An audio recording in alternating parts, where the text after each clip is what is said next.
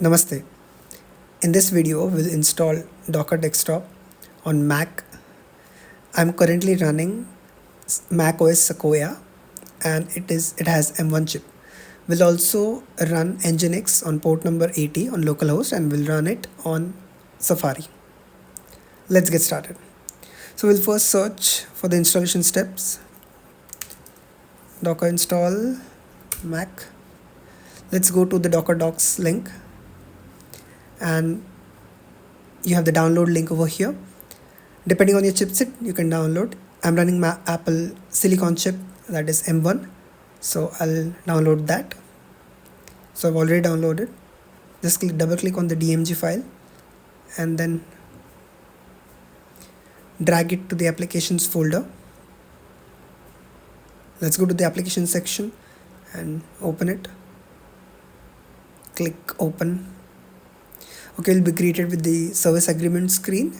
Since we will be using it for just personal use, we will accept it directly without thinking much. Use recommended setting and we'll ask for password.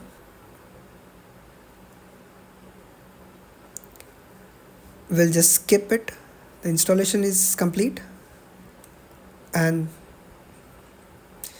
you can see there are no containers running. So now just to verify if our installation is working properly, we'll run an NGINX container and host it on port number 80. Let's open the terminal and see if the commands are working. Docker ps. Okay, so it's running. Let's run the NGINX container now.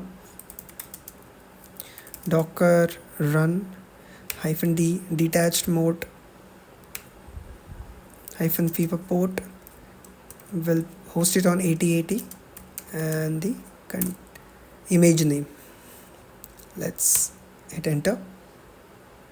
Okay, the download is complete. It first searches for the NGINX image, latest image locally. When it doesn't find it, goes and fetches it from Docker Hub.